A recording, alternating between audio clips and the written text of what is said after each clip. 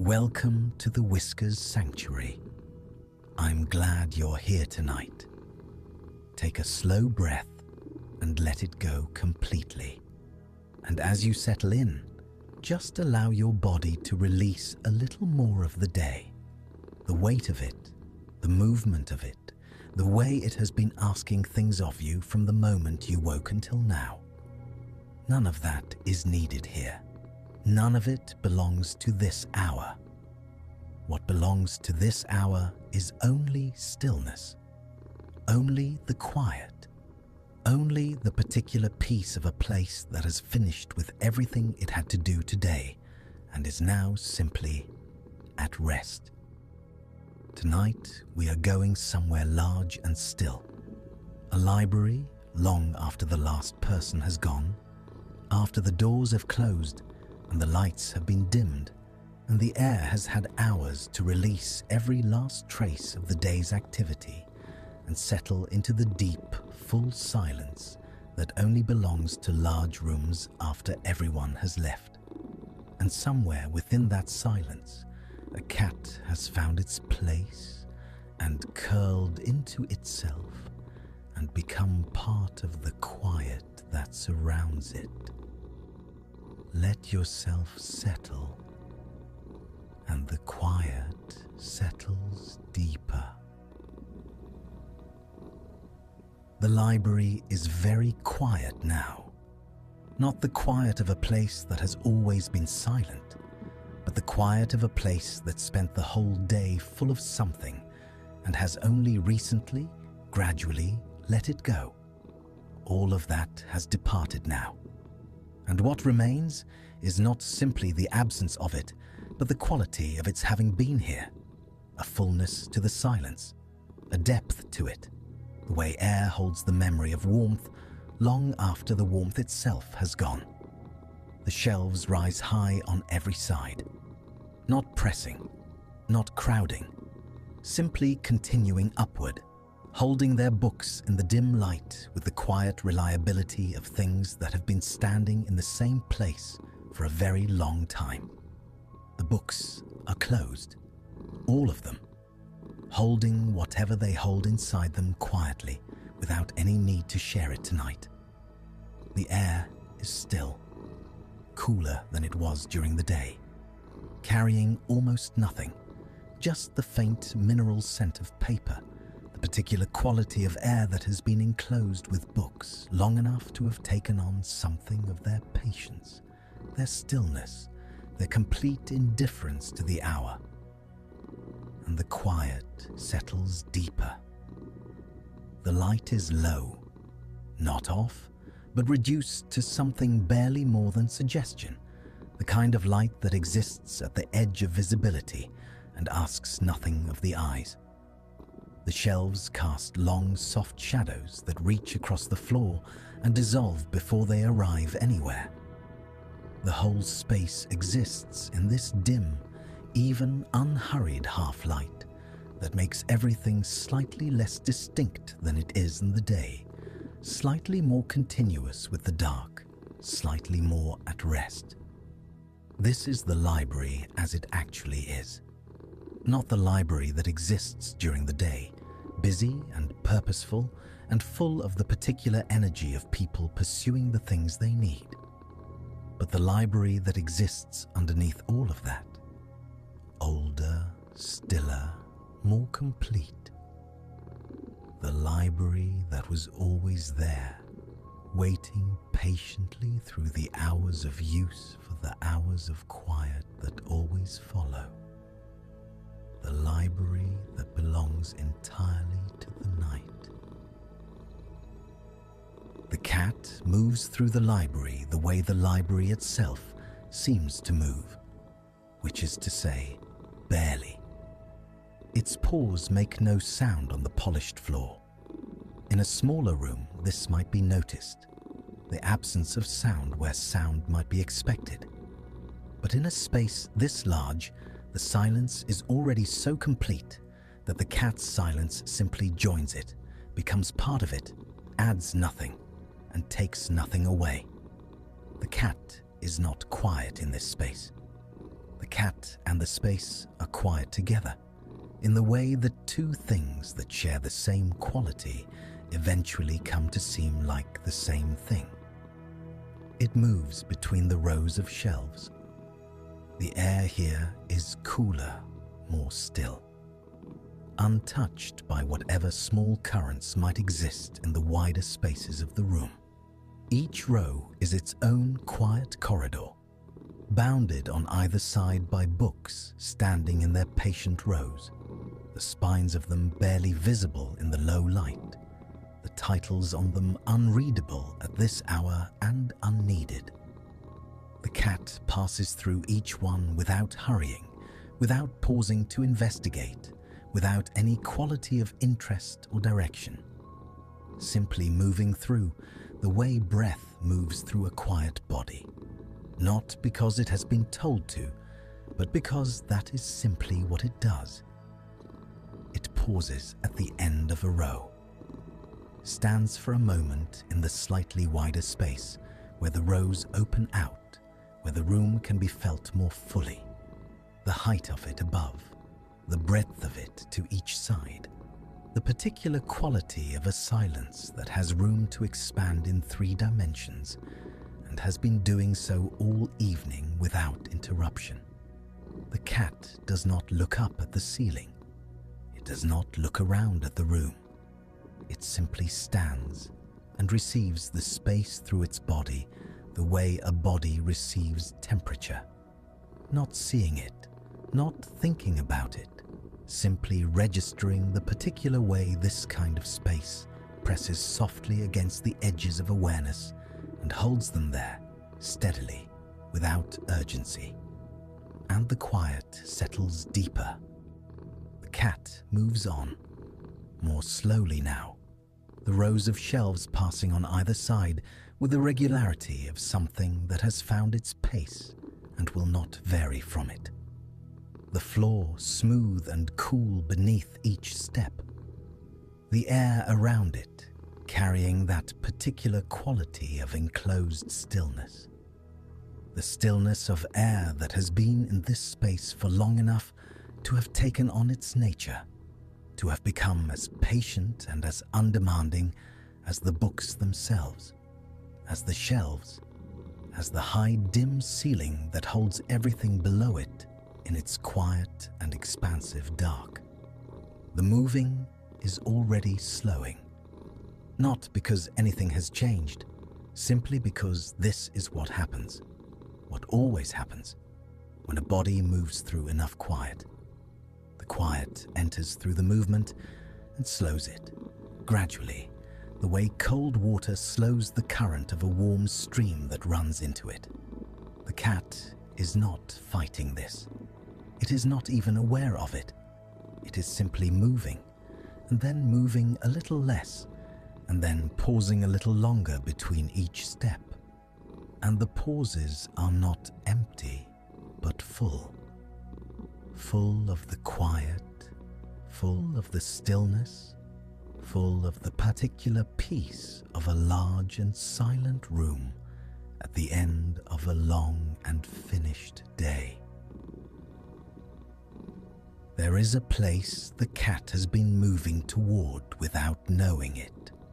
A wide wooden table near the center of the room, its surface clear and smooth and cool, its legs standing steady on the polished floor the way they have stood for many years, holding whatever has been placed on them through the days and holding nothing now, which is a different kind of holding, lighter, more open, more at rest.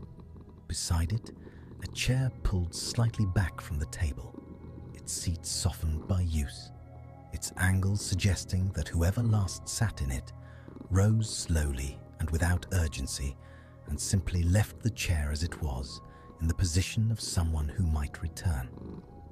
But no one will return tonight. The cat approaches the chair without hurrying. It has been here before. This place, or one very like it, is known to it the way the whole library is known.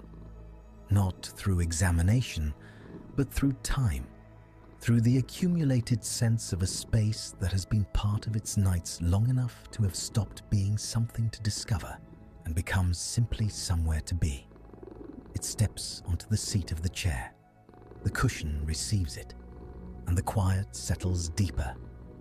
The cat circles once, slowly.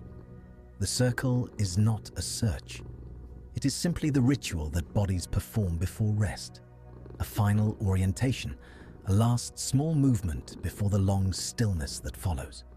Once, and then beginning again more slowly, and then completing less than half of the second circle before the body decides that it has done enough and lowers itself gradually into the cushion. The settling happens in stages.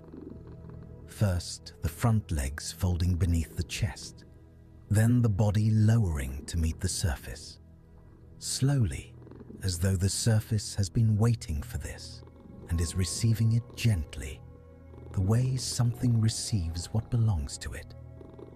Then the head coming to rest on the folded paws.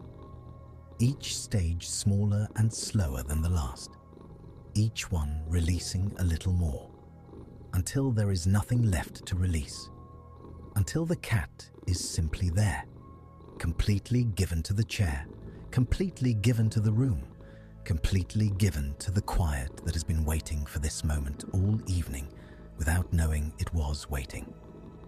A breath in, a long breath out, and the cat does not move again. And the quiet settles deeper. Something shifts in the room when the cat stills. Not anything visible. Not any change in the light or the air or the arrangement of the shelves. Simply a quality, a degree of stillness that was not quite present before and is present now, as though the room has been waiting for this last movement to cease. And now that it has, the silence can finally complete itself. The high ceiling holds the quiet. The rows of shelves hold the quiet. The long, smooth table holds the quiet. And in the chair beside it, the cat holds the quiet too. Not by doing anything, but simply by being still within it, adding its own small warmth and weight and breath to the vast and patient stillness that surrounds it on every side. The cat's breathing slows, each breath taking a little longer than the last. Not labored, the opposite of labored. Simply deepening, the way breath deepens when the body has finally finished deciding whether it is safe to rest completely and has decided that it is. The chest rises slowly, falls slowly. And in the long pause between the falling and the next rising, there is something that is not quite silence and not quite breath, but something between them. The particular quality of a body that has arrived at the edge of sleep and is resting there, neither fully awake nor fully asleep, existing in the soft and borderless space between the two. The library holds this without any effort. It has held many things through many years. The concentration of readers bent over open books, the particular focused quiet of a room full of people thinking, the restless energy of children moving between shelves, all of it held, all of it absorbed into the walls and the shelves and the floor, and released back again as silence at the end of each day. The cat's slow breathing is held the same way, easily, completely, without distinction between this and everything else that has ever been held here. The library does not care whether it holds a sleeping cat or a sleeping thought, or the memory of 1,000 afternoons. It simply holds, and the quiet settles deeper.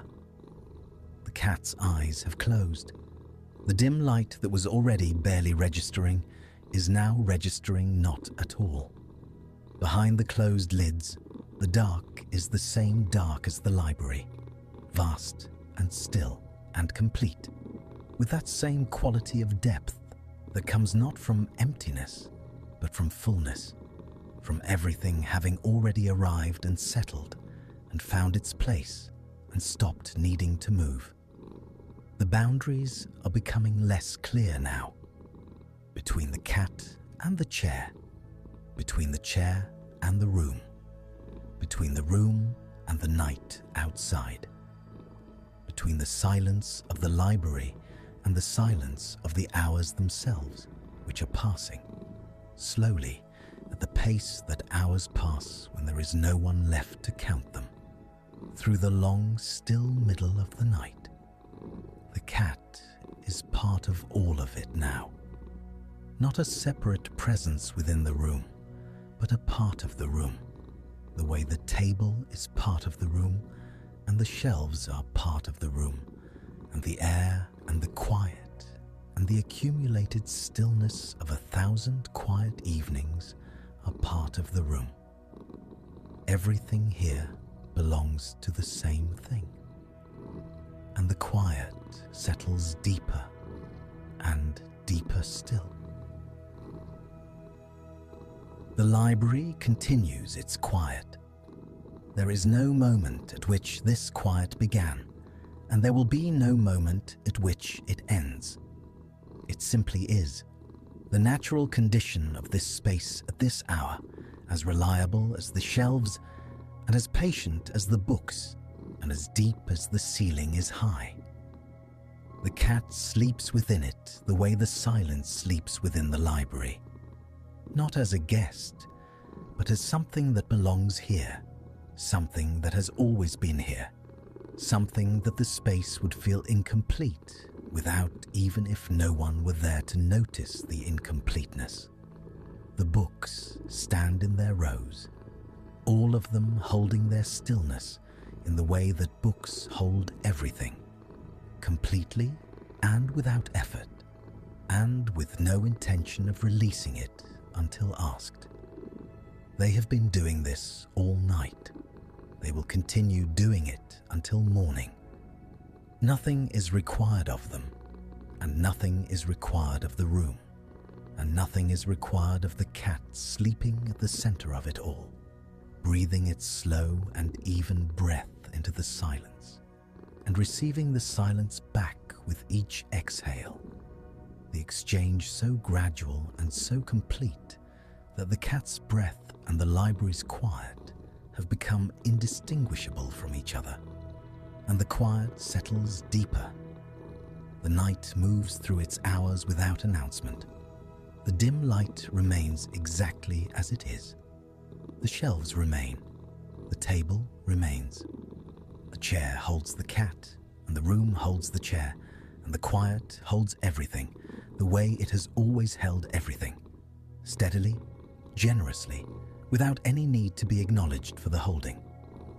The cat breathes in and out, and the pause between them is very long, and the library holds it, and the quiet settles deeper, and the books remain, and the room remains, and the silence remains, full and complete and steady and still, and the quiet settles deeper and deeper and deeper still, and somewhere nearby, perhaps in your own quiet room, the same quality is here, that same depth of stillness, that same sense of a space that holds without asking, that keeps without needing, that simply continues steadily through the night. You don't need to hold on to anything. You don't need to stay for any of this. The library holds its quiet. The cat is there. And you are already part of the